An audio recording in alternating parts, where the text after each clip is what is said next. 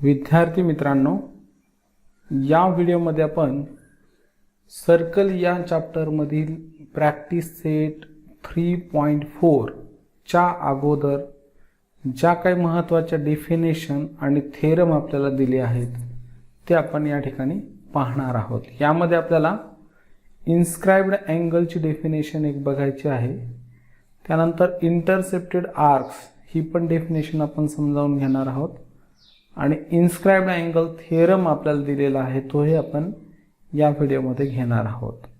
त्याचबरोबर corollary of inscribed angle theorem म्हणजे inscribed angle थेरमचे जे उपप्रमेय आपल्याला दिलेले छोटे परंतु उदाहरणं सोडवण्यासाठी उपयुक्त तेही आपण या व्हिडिओमध्ये समजावून घेऊया। तर ह्याच्या दोन डेफिनेशन आपल्याला बघायचे आहेत मित्रांनो, अतिशय महत्त्वाचे आहेत। यावरच आपल्याला पुढचे थेरम डिपेंड आहेत, ते व्यवस्थित यामुळे आपल्याला समजतील। तर या ठिकाणी पहा, पहिली जी डेफिनेशन आपल्याला पाहायची आहे इन्स्क्राइब्ड अँगल। इन्स्क्राइब्ड अँगल तर या ठिकाणी आपल्याला असं म्हणता येईल when the given to us one angle and one arc. जर आपल्याला एक अँगल आणि एक आर्क जर दिला असेल तर त्या ठिकाणी आता आर्क म्हणजे काय हे आपण समजावून घेतलंय। आर्क म्हणजे सर्कलचा पार्ट असतो आणि अँगल तर तुम्हाला माहीतच आहे। जर आपल्याला एक अँगल आणि एक आर्क जर दिला असेल, if given to us one angle and one arc, then the vertex of angle lies on the arc and each side of angle passing through the end points of the arc, then that angle is called inscribed angle। याला आपण आकृतीवरून समजावून घेऊया। म्हणजे थोडक्यात जर आपल्याला एखादा अँगल दिला असेल आणि एक आर्क दिला असेल आणि दोन कंडिशन आहेत इन्स्क्राइब्ड अँगल होण्यासाठी, त्या इथं आपण समजावून घेऊ। कोणता आर्क आहे तर इथे एक पॉइंट अजून मी घेतो। इथं समजा आपण ई पॉइंट घेतलेला आहे, ई पॉइंट। हा ई पॉइंट इथं सर्कलवर आहे। तर आपण जो विचारात आर्क घेतलेला आहे आर्क ए ई डी बी, इथं आपण घेतलाय आर्क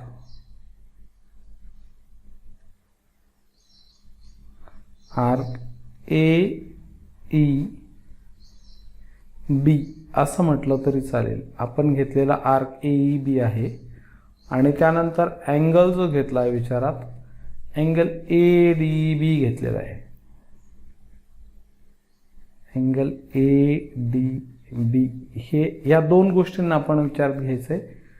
आर्क हा बघा, ऑब्झर्व करा, आर्क ए ई बी जो आहे आणि अँगल ए डी बी, तर या ठिकाणी दोन ज्या कंडिशन आहेत, the vertex of angle lies on the arc, या अँगलचा जो व्हर्टेक्स आहे डी हा ह्या घेतलेल्या आर्कवर कुठंतरी आला पाहिजे। म्हणजे पहा, ए आणि बी पॉइंट सोडून बाकीच्या मधल्या पॉइंटमध्ये हा डी पॉइंट असला पाहिजे। म्हणजे याचा अर्थ हा डी जो व्हर्टेक्स आहे हा या सर्कलच्या बाहेर असेल तर चालणार नाही आणि आतमध्ये असेल तरी सुद्धा चालणार नाही। म्हणजे फर्स्ट कंडिशन तुम्हाला लक्षात घ्यायची इन्स्क्राइब्ड अँगलसाठी, when the vertex of angle lies on the arc, vertex हा जो आहे त्या आर्कवर असेल तर।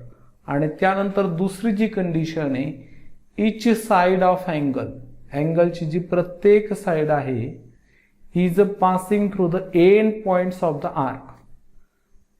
अँगलची प्रत्येक साइड त्या घेतलेल्या आर्कच्या एंड पॉइंट्स मधून, पहा या आर्क ए ई बी चे एंड पॉइंट जे आहेत, पॉइंट ए आणि पॉइंट बी ही एंड पॉइंट आहेत आणि अँगलच्या ज्या दोन साइड आहेत, या अँगलच्या दोन साइड आहेत डी ए अँड डी बी। तर या दोन्ही साइड जर तुम्ही ऑब्झर्व केलं तर डी ए ही साइड ए या आर्कच्या पहिल्या एंड पॉइंट मधून जाते आणि डी बी ही जी साइड आहे आर्कचा दुसरा एंड पॉइंट बी मधून जाते। म्हणजे इथं दोन्ही कंडिशन पूर्ण होतात। पहिली कंडिशन आहे की अँगलचा व्हर्टेक्स आर्कवर पाहिजे आणि दुसरी कंडिशन अँगलची साइड आर्कच्या एंड पॉइंट मधून गेली पाहिजे। तर तयार होणारा जो अँगल आहे याला आपण इन्स्क्राइब्ड अँगल म्हणतो. आणि त्याला कोणी इन्स्क्राइब्ड केलं तर या आर्क AEB न इन्स्क्राइब्ड केलेलं आहे. हे लक्षात घ्यायचं मित्रांनो. म्हणजे थोडक्यात इन्स्क्राइब्ड अँगल कसा तयार होतो, जर त्या अँगलचा व्हर्टेक्स हा सर्कलवर असेल, सर्कलवरच असला पाहिजे, ही महत्त्वाची कंडिशन आहे.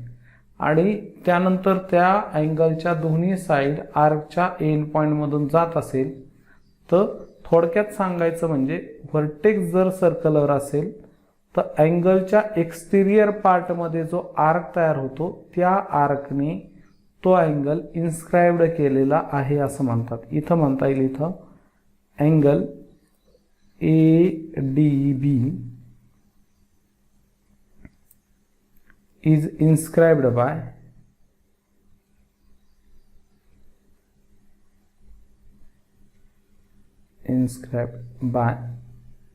the arc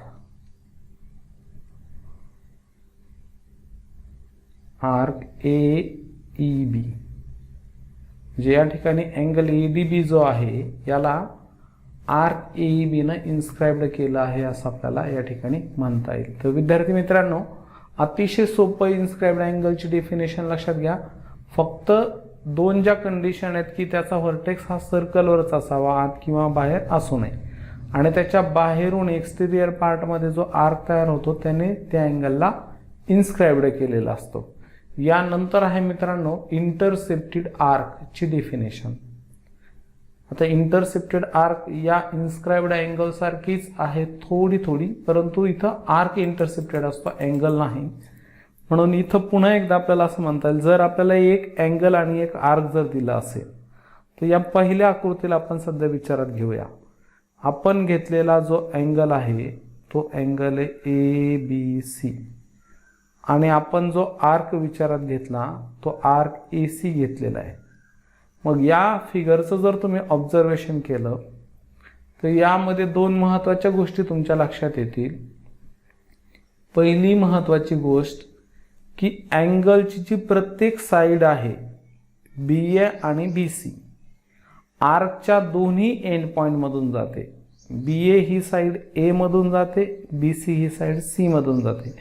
म्हणजे अँगलच्या साईड जर त्या आर्कच्या एंड पॉईंटमधून जात असतील, अंत्यबिंदूतून जात असतील, आणि त्यानंतर त्या आर्कचे सर्व points, all points of the given arc except the end points, त्या आर्कचे सगळे बिंदू फक्त अंत्यबिंदू सोडून हे जर दिलेल्या अँगलच्या इंटिरियर पार्टमध्ये येत असतील, दिलेल्या अँगलच्या इंटिरियर पार्ट म्हणजे दोन साईडच्या मध्ये येत असतील, तर तो आर्क त्या अँगलनं इंटरसेप्ट केला आहे असे म्हणतात. म्हणून इथं असं म्हणता येईल आपल्याला, आर्क ACB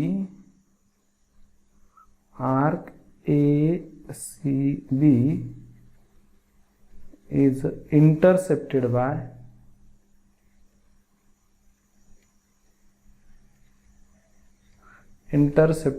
the angle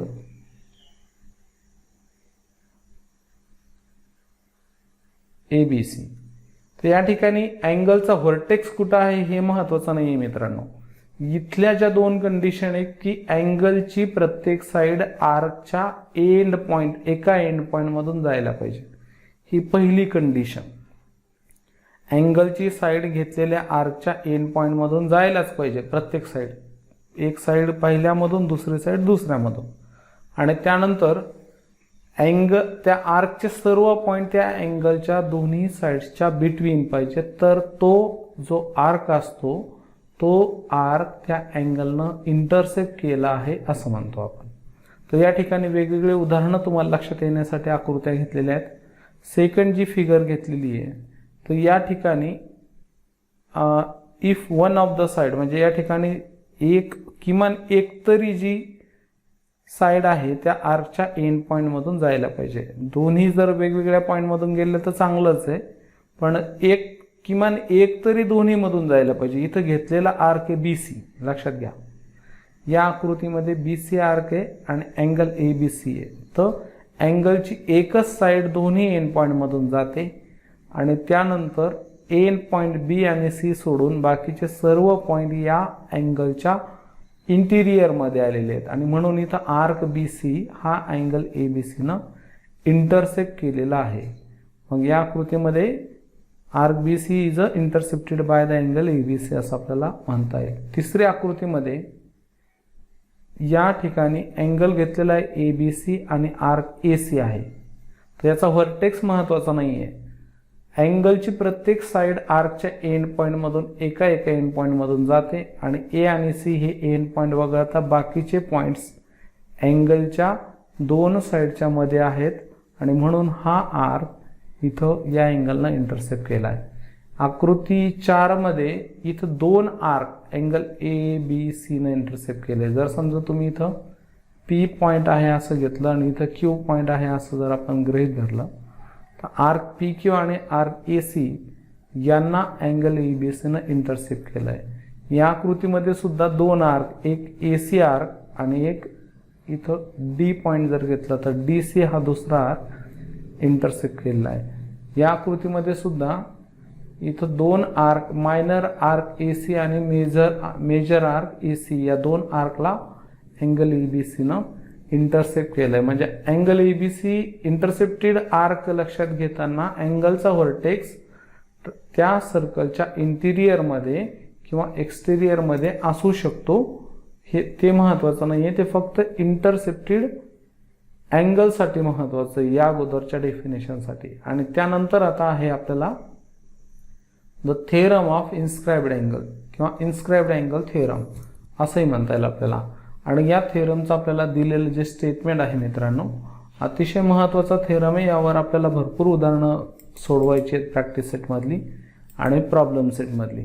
त्यामुळं प्रत्येक थेरम तुम्हाला चांगलं समजणं आवश्यक आहे. तर इथं पहा, the measure of an inscribed angle is a half of the measure of the arc intercepted by it. तर विधान आपल्याला सरळ अतिशय सोप्या पद्धतीत सांगितलंय. आपण आत्ता ज्या दोन कन्सेप्ट शिकलो त्यामध्ये इन्स्क्राइब्ड अँगल एक आणि इंटरसेप्टेड आर्क दुसरी या दोन्हींना आपल्याला इथं विचारात घ्यायचंय या थेरमला प्रूव्ह करताना. तर सांगितलं आपल्याला the measure of inscribed angle, inscribed अँगलचं मेजरमेंट जे असतं is a half of the measure of the arc intercepted by it. तर इन्स्क्राइब्ड अँगलचं मेजरमेंट हे त्या इन्स्क्राइब्ड अँगलनं इंटरसेप्टेड केलेल्या आर्कच्या हाफ असतो. आणि म्हणून या ठिकाणी आता हे जे स्टेटमेंट दिलं या स्टेटमेंटला अनुसरून इथं आपण फिगर घेतलेली आहे, आकृती घेतली आहे. ओ हा सेंटर घेतलेला आहे. O is the centre of circle. आणि त्यानंतर इथं आकृतीमध्ये angle A B C inscribed angle आहे आणि त्याने arc B D C intercepted केलेला आहे. तर इथं गिवन होईल दिलेल्या स्टेटमेंटला अनुसरून जी आपण आकृती घेतली आहे. आणि हे डॉटेड लाईनची कन्स्ट्रक्शन आपण नंतर लिहिणार आहोत. तिला सध्या तुम्हाला विचारात घ्यायचं नाही आहे. सध्या तुम्हाला एवढंच विचारात घ्यायचं आहे, in the circle with centre O, in the circle with center O यामध्ये काय होईल, angle arc B D C हा जो आहे हा अँगल ए बी सीच्या इंटिरियर पार्टमध्ये आला, म्हणजे हा इंटरसेप्टेड आर्क आहे. तर आपण असं लिहूया, arc B D C, arc BDC is the intercepted arc, is the intercepted arc by the inscribed angle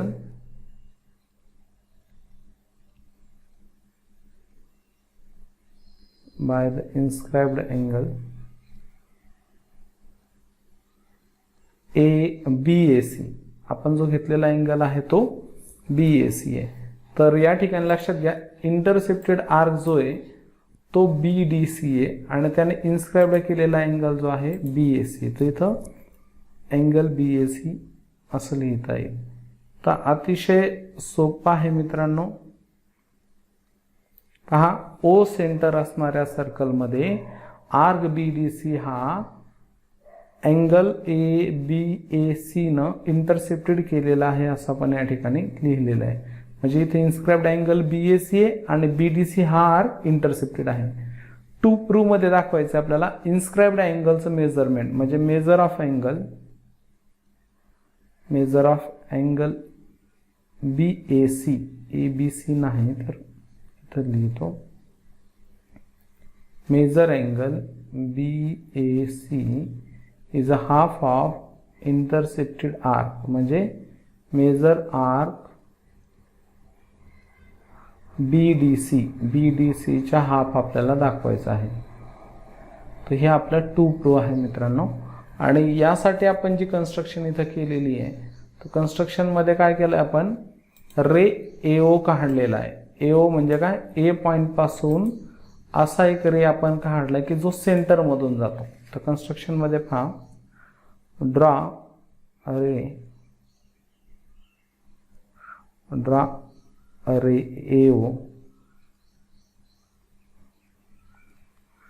AO such that intersect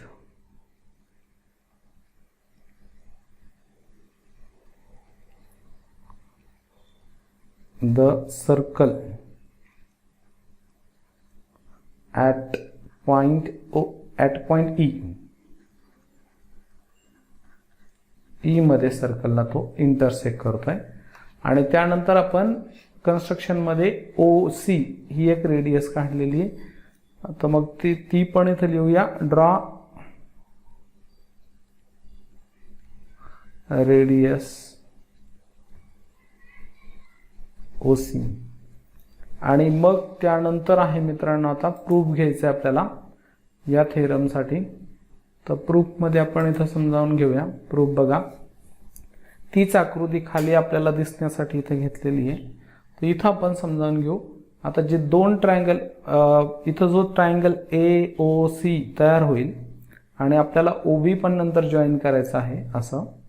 तर हे जे दोन ट्रायंगल तयार होतील इथं या दोन ट्रायंगलला आपण विचारात घेणार आहोत. त्यापैकी पहिल्यांदा triangle AOC, in triangle AOC या ट्रायंगल मध्ये हा पॉइंट थोडा कमी आलाय, छोटा आलाय, त्याला वाढवून घेऊ आपण. हा ठीक राहील. इन ट्रायंगल AOC मग काय होतं इथं, side OA is equal to OC. Side OA जी आहे हे दोन्ही पॉइंट छोटे आहेत मित्रांनो. मला दिसायला अडचण यायला नको, आपण थोडासा पॉइंट मोठा घेऊ. हा ठीक आहे, चला. तर इथं येईल in triangle AOC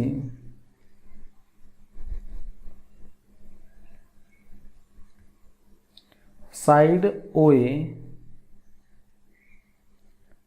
equal to OC. कारण रेडिया ऑफ सेम सर्कल, याला आपण कारण काय देणार, रेडिया ऑफ सेम सर्कल.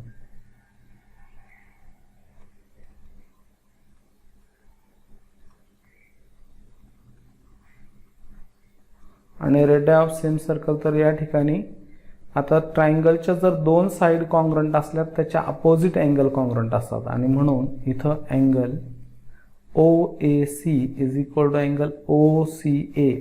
इथं डायग्राम बघा, OAC is equal to OCA असं इथं आपल्याला दाखवता येईल. Angle OAC equal to angle OCA आणि angle opposite to congruent sides, angles opposite to congruent sides. तर हे रिझन त्याला देता येईल. आणि मग या प्रत्येक अँगलचं मेजरमेंट आपण घेऊया x. मग इथं देअरफॉरच्या ऐवजी करू let angle OAC equal to angle OCA equal to x. या प्रत्येकाचा मेजरमेंट x आहे असं आपण या ठिकाणी गृहीत धरलेला आहे. मग आता अजून फिगर ऑब्झर्व करा. अँगल COE हा जो आहे ट्रायंगल AOC चा एक्सटेरियर अँगल आहे. मी इथं लिहू angle COE is exterior angle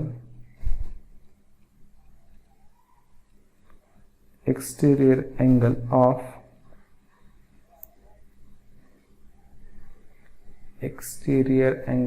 triangle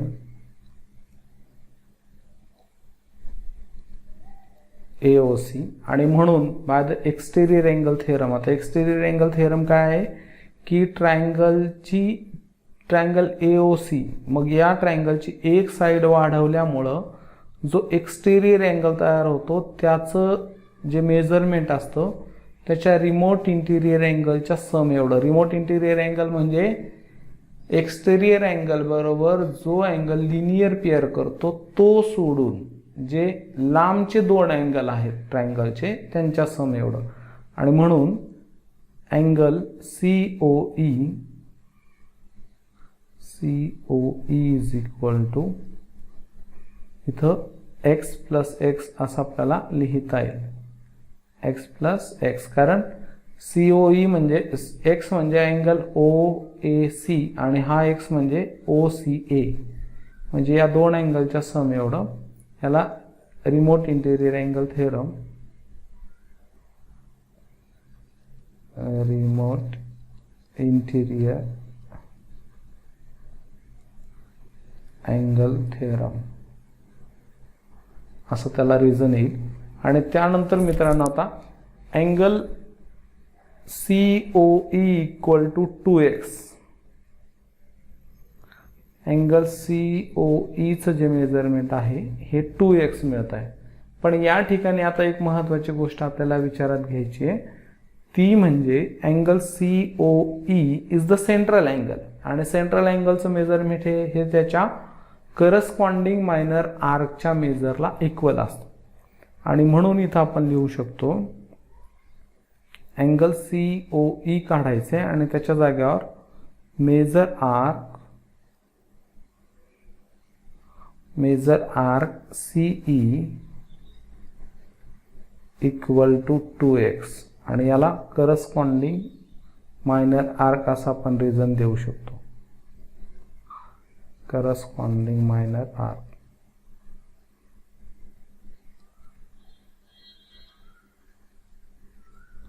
तर कोणत्याही मायनर आर्कचं मेजरमेंट हे त्याच्या सेंट्रल अँगलच्या मेजरमेंट एवढं असतं. आणि म्हणून COEचं जे मेजर आहे तेच मेजर आर्क CEचं आहे. याला इक्वेशन नंबर 1 आपण इथं करणार आहोत. आणि याच पद्धतीनं मित्रांनो आता ट्रायंगल AOC साठी आपण इथं डायग्राम बघा, इथं मी थोडी कन्स्ट्रक्शन करतो.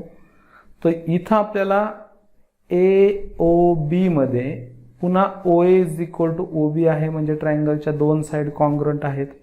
आणि मग त्याच्या अपोजिट अँगल जे आहेत ते सुद्धा कॉन्ग्रंट होतील, म्हणजे हा y होईल आणि हा पण y होईल. आणि त्याच पद्धतीनं हा 2y व्हायला पाहिजे, कारण एक्सटेरियर अँगल थेरमनुसार. आणि मग हा 2y, तर मग आर्क BE हा सुद्धा 2y एवढा होईल, कारण त्याच्या सेंट्रल अँगलचं मेजरमेंट 2y एवढं निघतं. पण आता हे सगळं लिहायची गरज नाही, याला आपण असं दाखवू शकतो. Similarly we can show that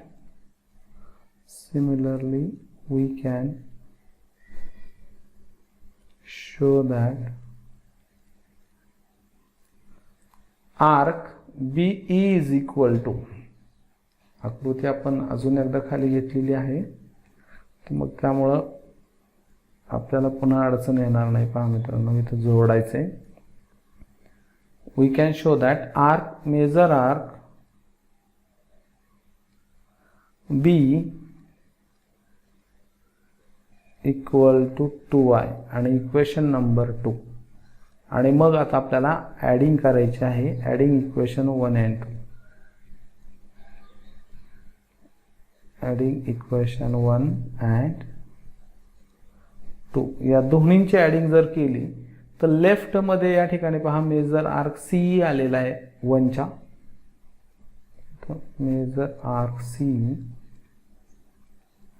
plus measure arc B equal to right हँडमध्ये आता इथं 2x प्लस 2y आणि मग आर्क इथं आकृतीत बघा मित्रांनो, बी प्लस सी म्हणजे आर्क तो जो तयार होतोय बी डी सी, बी आणि सी चे ऍडिशन करून आपल्याला जो आर्क मिळतो, arc B D C. The property of sum of the arcs, आपण याला असं म्हणूया की दोन आर्कमध्ये जर एक पॉईंट कॉमन असेल तर त्यांची ॲडिशन करून आपल्याला मोठा आर्क मिळत असतो. इज इक्वल टू, आता इथं 2 कॉमन निघेल, 2 कॉमन जर निघालं तर ब्रॅकेटमध्ये x प्लस वाय आणि x प्लस वाय, तर मित्रांनो पहा इथं हा x आहे आणि हा जो अँगल आहे हा y आहे. इथं आपल्याला याचं मेजरमेंट ठेवता येईल 2 इन द ब्रॅकेट. आता x प्लस वाय म्हणजे अँगल BAC, अँगल BAC आणि मग हे 2 इथं मल्टिप्लाय येतं, इथं कोएफिशियंट 1 आहे, याला डिवाइड होईल म्हणजेच इथं half of measure arc BDC equal to angle BAC, म्हणजेच measure angle BAC equal to half of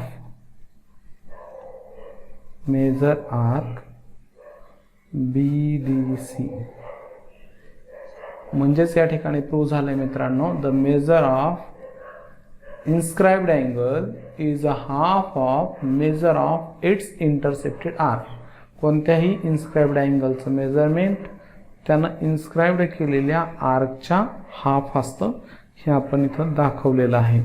आता या थेरमची काही कोरोलरी म्हणजे अतिशय सोपे थेरम आपल्याला या ठिकाणी बघायचे आहेत.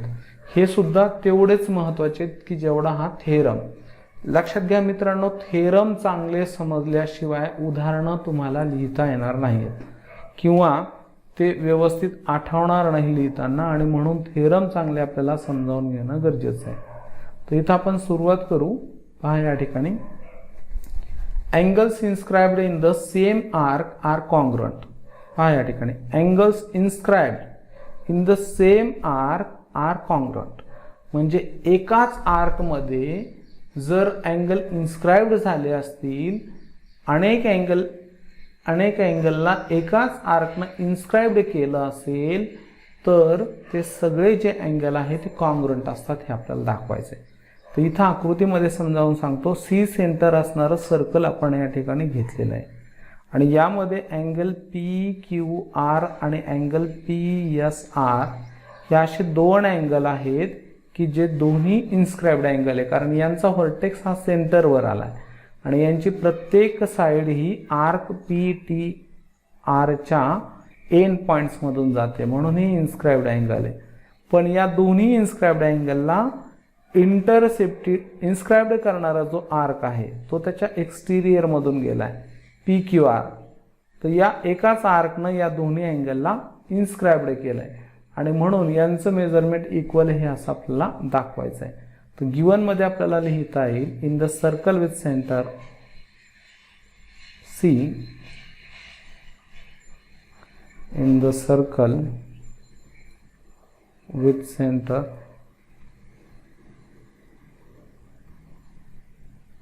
C. यामध्ये काय होते पहा मित्रांनो, in the circle with centre C, arc angle पहिला घेऊ आपण PQR आणि दुसरा PSR. Angle PQR and angle PSR are intercepted by, are inscribed by, यांना इन्स्क्राइब्ड केलंय, are inscribed by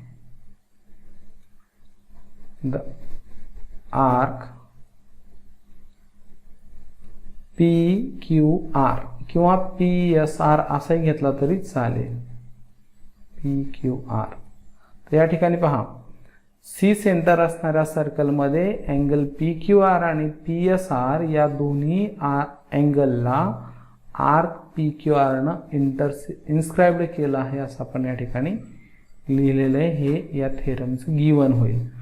two prove मध्ये काय दाखवायचं तर आपल्याला या दोन्ही अँगलचं मेजरमेंट सेम आहे असं दाखवायचं आहे, त्यांना कॉन्ग्रंट दाखवायचं आहे. तर टू प्रूव्ह मध्ये angle P Q R congruent with angle P S R हे कॉन्ग्रंट आहेत हे दाखवायचं आहे. आणि प्रूफसाठी मित्रांनो आत्ताचा जो थेरम आहे इन्स्क्राइब्ड अँगल थेरम याला आपल्याला वापरायचं आहे. तर प्रूफमध्ये आता पहा इथं पहिल्यांदा in the circle with centre C, in the circle with centre C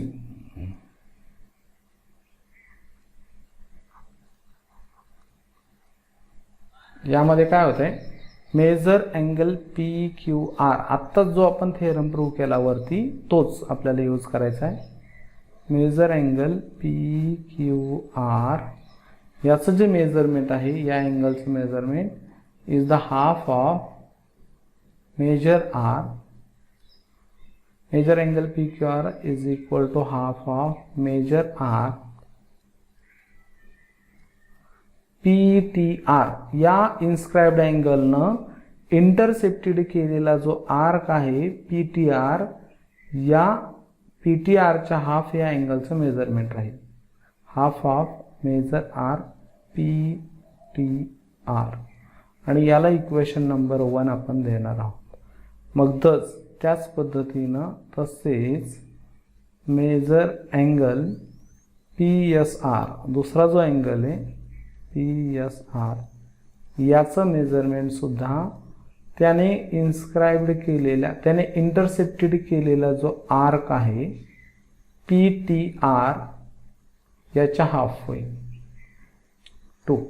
आणि दोन्हीला रिझन आपल्याला इथं द्यायचं आहे inscribed angle theorem. Inscribed angle theorem, inscribed angle थेरमनुसार या दोन्ही अँगलचं मेजरमेंट हे त्यांनी इन्स्क्राइब्ड केलेल्या आर्कच्या हाफ आहे. आता या ठिकाणी इक्वेशन 1 आणि इक्वेशन 2 यांना जर तुम्ही ऑब्झर्व केलं तर राईट हँडमध्ये या दोन्ही इक्वेशनची राईट हँड साईड इक्वल आहे. म्हणजे from equation 1 and 2, from equation 1 and 2 यानुसार काय होतंय पहा मित्रांनो, त्याच्या राईट हँड साईडमध्ये half of the measure R P T R हे सेम आलंय आणि म्हणून त्यांच्या लेफ्ट हँड साईड इक्वल होणार. म्हणजे angle P Q R equal to measure angle P S R. आणि जर दोन अँगलचं मेजरमेंट इक्वल असेल तर ते दोन अँगल कॉन्ग्रंट असतात आणि म्हणून इथं दाखवणार angle P Q R is congruent with angle PSR. तर मित्रांनो hence prove that the angle inscribed in the same arc are congruent. म्हणजे एकाच अँगलनं एकाच आर्कने इन्स्क्राइब्ड केलेले अँगल कॉन्ग्रंट असतात हे आपण या ठिकाणी दाखवलेलं आहे. आणि यानंतर एक छोटा अजून कोरलरी आपल्याला पाहायचा आहे, म्हणजे हा आपला व्हिडिओ आजचा कंप्लीट होणार आहे. दुसरी जी कोरलरी आपल्याला सांगितली आहे, angle inscribed in the semi circle is a right angle. Semi सर्कलने इन्स्क्राइब्ड केलेला अँगल हा राईट अँगल असतो हे दाखवायचं आहे. तर या ठिकाणी आपण त्यासाठी आवश्यक दिलेली जे माहिती आपल्याला आवश्यक त्या पद्धतीची आकृती इथे घेतलेली आहे. पहा, angle inscribed in a semi circle is right angle. इथं आपण एम सेंटर असणारा एक सर्कल घेतलाय. ए सी हा त्याचा डायमीटर आहे, म्हणजे आर्क ए बी सी आणि आर्क ए एक्स सी हे सेमी सर्कल आर्क तयार झाले. आणि अँगल जो आहे ए बी सी, आता अँगल ए बी सीला इन्स्क्राइब्ड करणारा आर्क सुद्धा ए बी सीच आहे. तर या ठिकाणी आपल्याला अँगल ए बी सी हा 90 डिग्रीचा दाखवायचा आहे. तर गिवन मध्ये येईल इन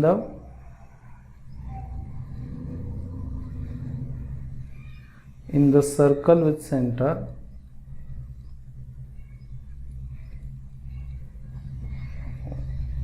सेंटर एम सेंटर असणाऱ्या सर्कलमध्ये काय होईल, इथं AC इज डायमीटर किंवा arc ABC and arc AXC are semi circle arc असं लिहिलं तरी सुद्धा चालेल. आर्क किंवा त्यापेक्षा अजून एक सोपं लिहूया या वाक्याला अनुसरून. इथं अँगल ABCचं मेजरमेंट आपल्याला 90 डिग्री दाखवायचं आहे. तर angle ABC is inscribed by the arc, by the semicircle arc, by the semicircle arc ABC. हा, तर हे आपल्याला गिवन व्यवस्थित होईल. त्यानंतर टू प्रूव्ह मध्ये आपल्याला angle ABC equal to 90 degree दाखवायचा आहे. आणि मग यासाठी पुन्हा एकदा मित्रांनो आपण इथे इन्स्क्राइब्ड अँगल थेरम घेणार आहोत. तर प्रूफ मध्ये पहा,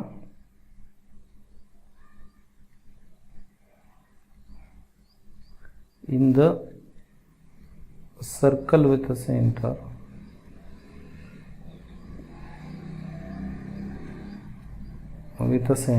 M, अँगल गिवन मध्ये जी माहिती दिली आहे, angle ABC is inscribed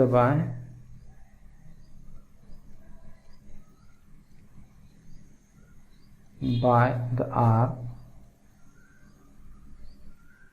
the semicircle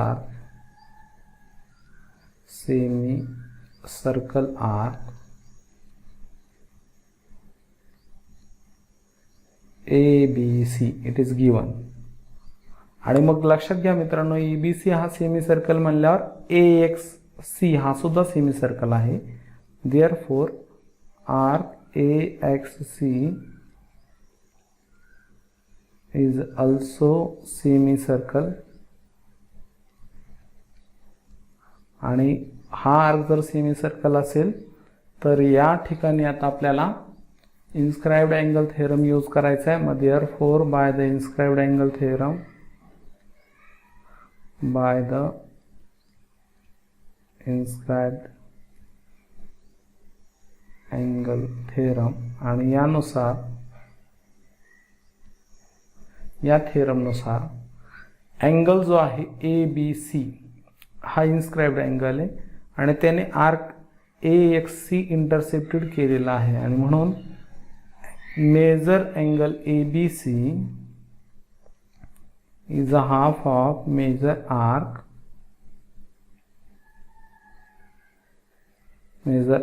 AXC. पण आता आर्क AXC हा सेमी सर्कल आहे आणि म्हणून 1/2 इंटू 1/2 इंटू 180 डिग्री. सेमी सर्कलचं जे मेजरमेंट असतं ते 180 असतं आणि म्हणून इथं काय करायचं आपल्याला 180 इथं मल्टिप्लाय घ्यायचे. इथं मल्टिप्लाय 180, मग 2 ने 180 ला डिवाइड केला म्हणजे किती आलं 90 इक्वल टू 90 डिग्री. आणि मग या ठिकाणी measure angle ABC equal to 90 degree जे आपण टू प्रूव्ह मध्ये लिहिलं होतं ते इथं प्रूव्ह झालंय. म्हणजेच मित्रांनो, angle inscribed in the semi circle is a right angle हे विधान आपण म्हणजे या ठिकाणी प्रूव्ह केलेलं आहे, हे दाखवलेलं आहे. तर विद्यार्थी मित्रांनो, व्हिडिओ आवडल्यास नक्की लाईक करा, तुमच्या मित्रांना शेअर करा, चॅनलला सबस्क्राईब करा आणि बेल बटन जरूर दाबा, ज्यामुळे तुम्हाला नवीन व्हिडिओची माहिती मिळत राहील.